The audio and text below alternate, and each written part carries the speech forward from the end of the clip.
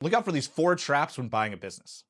Number one, selling on a spike in earnings. So by far, this is the most common thing we see. The seller goes along, they make $500,000 a year for 10 years straight.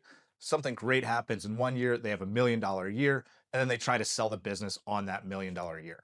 Now, if you're looking at that business, you really need to dig in and you really shouldn't base your multiple on that higher level of earnings. You need to figure out whatever caused it. Is it sustainable?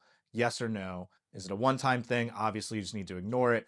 If it does look sustainable, I would still use an average and not buy off of a multiple of that year and use your discretion there. But odds are, if they have a one time spike and they're looking to sell, it's probably not sustainable. The seller knows it's not sustainable. Number two, broker adding back multiple salaries. One way that brokers overestimate the seller's discretionary earnings of a business is by adding back the salaries of multiple owners. When we see this all the time where there's partners and coming in as the buyer, you're only going to really be able to replace one of the owners. And importantly, the comp set that is used for the multiple for valuing the business, likely most of those businesses were only replacing one owner. So you're overstating the value of the business if you're adding back multiple owners. Number three, the hidden capex. It's really common to see sellers really start to pull back on spending in the years up until their sale, where they let equipment start to age and get a little older than they would have if they weren't planning to sell. Now, this is just leaving a big mess for you to clean up as soon as you come in, as equipment starts to break down because it's been underinvested in. Number four is unrealistic ad backs. Now, we hate to see a business with lots of ad backs. That's a big red flag. So first of all, it shows the person wasn't really running their business honestly, and someone who lies to the IRS is very willing to lie to you. Next, when you look at the ad backs, you got to make sure they were actually expensed. We've seen that before where something that was never actually in the P&L statement as an expense was added back, and that's something you want to watch out for because then you're just going to overstate the earnings.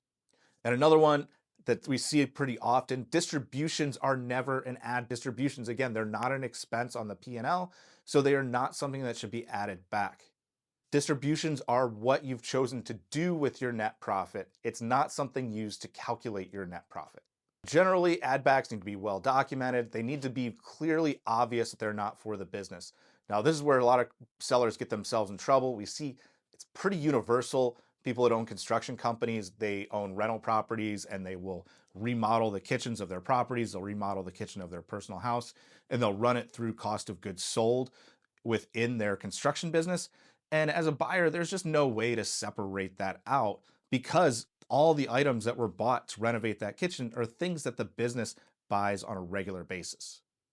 Now, if you have a trucking company that paid for a home kitchen remodel, then that's pretty obvious that the trucking company didn't need to remodel a kitchen in someone's house. So be really skeptical of ad backs.